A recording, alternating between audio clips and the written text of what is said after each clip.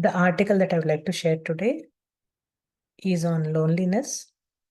The yogic view of loneliness and ways to overcome it is quite different from our contemporary ideas. It's a blessing if you can harness it and be inspired while reveling in it. If not, it is the root cause of persistent restlessness and emptiness. It makes you feel everything is out of place and that you're not complete as an individual, or that you must do something or find someone and fill the void you are feeling. Maybe you need to be in a new or different relationship. Perhaps you need to change your job or move to a new country, or who knows, you may just be depressed. That feeling of falling into an abyss or just staring at a wall, not knowing where you are heading or ought to go, all of that stems from one's inability to handle it. By it, I mean loneliness. Loneliness is what you experience when you feel utterly directionless in your life, when you find everything pointless, even if for a short while. It is remarkable how an increasing number of people are being plagued and pestered by the feelings of intense loneliness. I read an interesting passage by Matt Haig in Notes on a Nervous Planet. Have you ever heard a parent moan about their kid's need for constant entertainment? When I was young, I could sit in the back of the car and stare out the window at clouds and grass for 17 hours and be perfectly happy. Now our little Misha can't go 5 seconds in the car without watching Alvin and the Chipmunks, or playing game apps, or taking selfies of herself as a unicorn. That sort of thing. Well, there is an obvious truth to it. The more stimulation we have, the easier it is to feel bored. And this is another paradox. In theory, it has never been easier to not be lonely. There is always someone we can talk to online. If we are away from loved ones, then we can Skype them. But loneliness is a feeling as much as anything. When I have had depression, I have been lucky enough to have people who love me all around me, but I had never felt more alone. I think the American writer Edith Wharton was the wisest person ever on loneliness. She believed the cure for it wasn't always to have company, but to find a way to be happy with your own company. Not to be antisocial, but not be scared of your own unaccompanied presence. I'd like to read this again, Masters. She believed the cure for it wasn't always to have company, but to find a way to be happy with your own company, not to be antisocial, but not be scared of your own unaccompanied presence. She thought the cure to misery was to decorate one's inner house so richly that one is content there, glad to welcome anyone who wants to come and stay, but happy all the same when one is inevitably alone. I couldn't agree more. Just like fulfilling your desires gives birth to more desires, trying to fill loneliness by having company does not really work in the longer run. I am not denying that human interaction, companionship, community, and so on are essential to our well being. They cannot, however, be the center of your life without great personal inconvenience. Socializing and all may help you diminish your feelings of aloneness or momentarily make you forget about how lonely you actually are. But at the end of the day, they won't let you get past your loneliness. A majority of self help books say that an absence of a passion in life makes you lonely. That if you're feeling lonely, chances are you don't have any plausible reason to live or go on in your life. There's perhaps nothing that excites you to wake up before your alarm goes off in the morning and so on. Hence, common wisdom says fill your life with something or someone. From a yogic perspective, these are still temporary measures. I can be passionately crazy about something or someone. That does not mean I won't feel lonely. Look at some of the most successful artists and musicians who breathed and lived their art, and yet they slipped into depression. Yoga says that loneliness is a beautiful opportunity to explore yourself, to reflect on not just what you can do, but what you have done. When you maintain mindfulness in loneliness, you discover this vast reservoir of calm and peace. If anything, loneliness is a calling of the soul. Intense awareness in great loneliness is nothing short of nirvana. In ordinary loneliness, you're simply flowing with your thoughts and feelings, which are often negative and unchecked. In a more pristine form of loneliness, which I refer to as yogic loneliness or solitude of the mind, you maintain an acute awareness of every little thought, of each passing moment. You begin to realize that you are truly unborn, undying, unalloyed, that you are beyond the aging body you are wearing or the chattering mind you are carrying. The wisdom of life begins to dawn on you in such quiet moments. All those you love or hate, want or detest, crave or avoid, these people, including yourself, are here for a short period only. Sri Krishna in Bhagavad Gita says, "What are you grieving about, O Arjuna? These people did not exist in the past. They will cease to be in future. Just for a little while now that you are here, they are there in your life. What's the attachment then? Everyone we meet in our life is on their own individual journey. We simply cross paths. The cure for loneliness, therefore, is not to find someone or something that keeps you engaged, happy, or busy. It is but to find your center of awareness and realize that to taste lasting happiness, we must turn inward and embrace the beauty of loneliness. Yogic texts call such loneliness supremely liberating. They gave it the term kaivalya, you in your own company, basking in utter peace and absorption. Due to our conditioning, desires, and actions, there exists a chasm between the intellect and the soul. With self inquiry, reflection, and mindfulness, this gap starts to narrow. As it does, it brings closer to you. Thus, when the purity of intellect equals the purity of soul, one reaches the final state of emancipation. A beautiful girl was drinking coffee at a cafe when Mullah Nasruddin approached her. "Are you alone?" he asked her with an unmistakable shyness in his voice. "I've been alone for a long time," she sighed. "In that case, may I take this chair?" If you're seeking someone in your life because you're lonely, you will be disappointed. You're seeking a seat in their heart, and they perhaps simply want your chair. Granted that having another person will keep you busy, as most worldly relationships do, but busyness does not equal fulfillment or bliss. Two lonely people do not make a festive crowd. When you simplify and declutter your life, when you devote time to the well being of your mind and soul, when you live in harmony with feelings of love and kindness towards all sentient beings, you bridge the gap between your intellect and soul. Walking past your conditioned intellect, you realize that you are beyond all that grieves, far above all that you crave, that you are not just a shining star in the universe, but the universe itself. Who can then make you feel lonely or snap you out of loneliness? No one. If anyone, only one person wields the power to pull you out of your loneliness once and for all, and that person is you.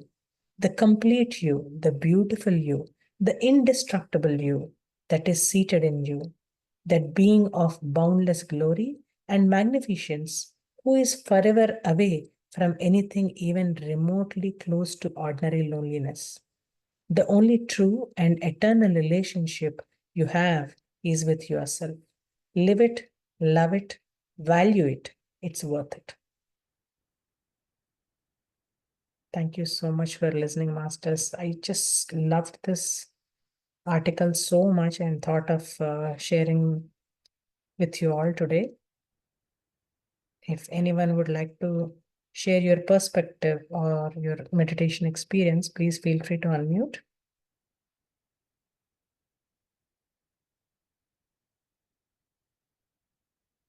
Namaste, Swapna ji, and Hello. namaste to all of us. Very beautiful music, and it was too deep. Meditation was very deep. More than that, the article you read. I think today's people, all of us, including us, we Yes. need, this article.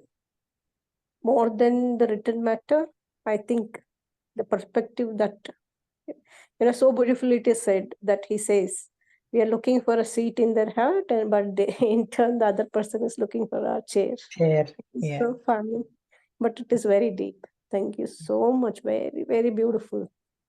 Thank you, Maharaj.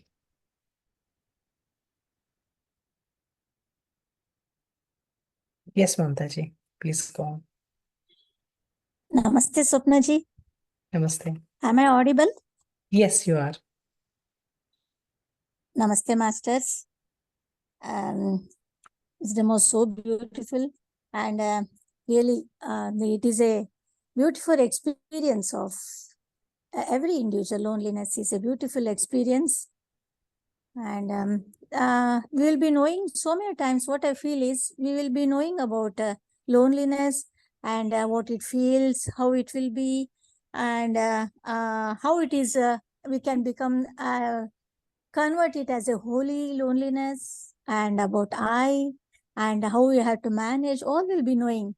But when the right position, what we know, that comes to know when there are challenging times. And the challenging situations, when it come, we can see ourselves, and we can find out where we are. And that is a beautiful time for us to know ourselves, and we can grow and improve ourselves. And loneliness is a really,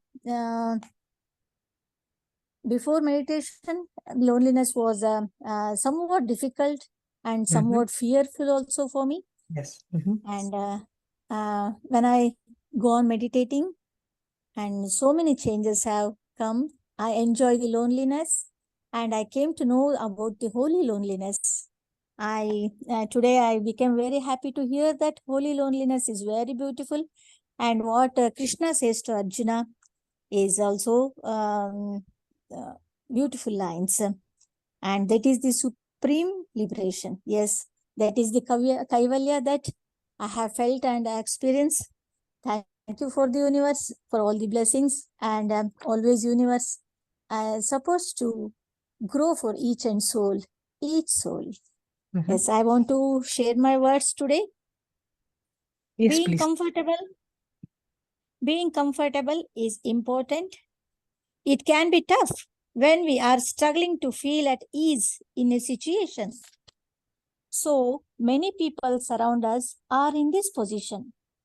So be gentle on this person, and do the best to extend to them a sense of being comfortable by our presence. We must remember that we are light workers and use this to extend comfort to others. Increase your empathy. Use this compassion to bring healing and comfort to those who may be going through a tough time. We must enjoy the sensation of being nourished and nurtured, supported by divine, and that is within us. And what I felt today is about the loneliness. It helped me like this. And thank you, universe. Thank you so much. Thank you, masters. Thank you. Thank you so much, Mamtaji. As always, wonderful lines from you.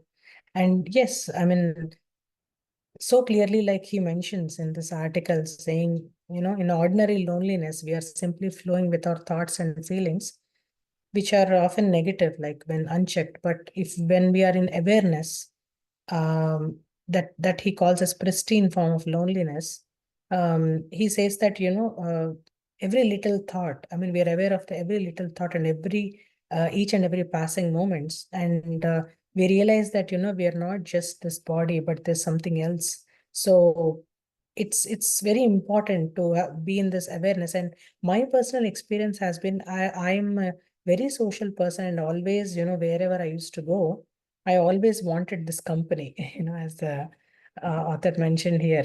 So, but of late, I've noticed that if I'm going to any place, I'm totally, able to enjoy my own company. I mean, even if somebody is not sitting next to me, or, wherein I feel that, that actually uh, helps me more to focus in the present moment, because we are cluttered with our thoughts and so many things going on, and we look for conversations to just, get out of that mundane or routine continuous thought process sometimes. And we try to talk to people, which is good at times, but when there's no one around, uh, sometimes we feel that, we are missing something. But once you start, enjoying your company, I've experienced, immense awareness. Actually, for me, it was the other way around.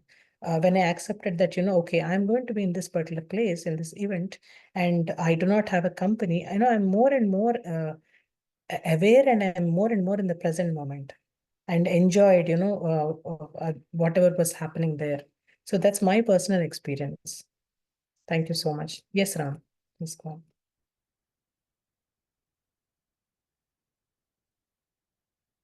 Namaste, Swapna, and namaste, everyone. Very beautiful meditation, and very nice wisdom sharing. When we listen to the word loneliness, world understands in a different way, and how this article shares from an yogic perspective what means loneliness. Very beautiful. So many wonderful, wise statements, connections. So every person experiences loneliness, and only those who connect to their own inner self, which means before meditation, everyone experiences loneliness. Maybe they are not aware, they don't know that this is termed as loneliness, but it is true. Everyone experiences loneliness.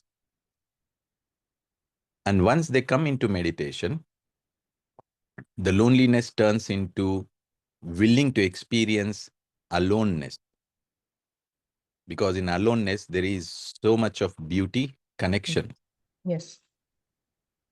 So we thrive for aloneness as we turn into meditation.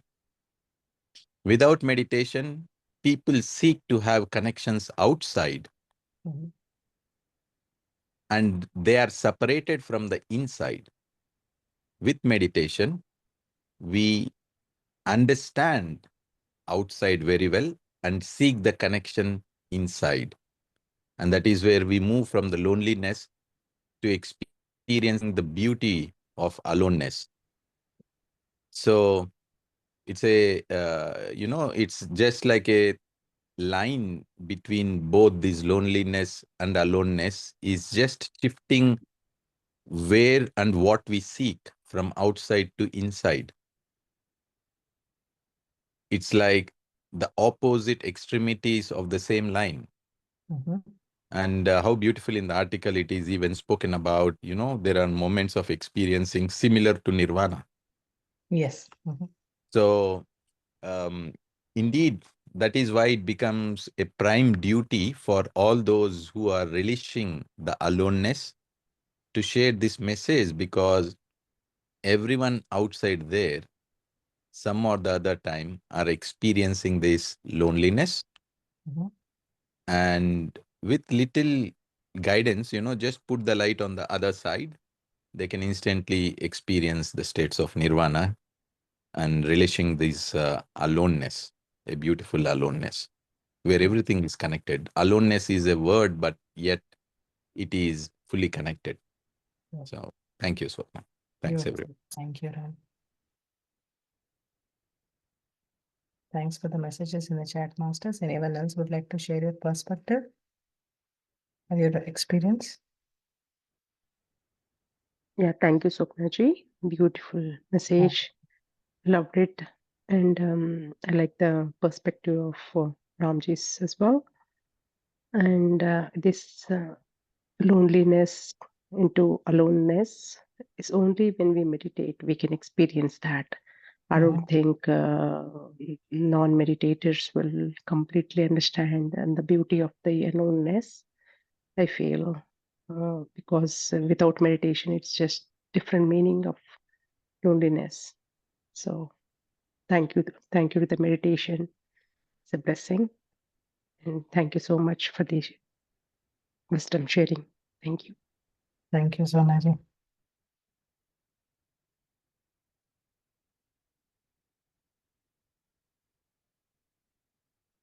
Masters, anybody else would like to share your perspective?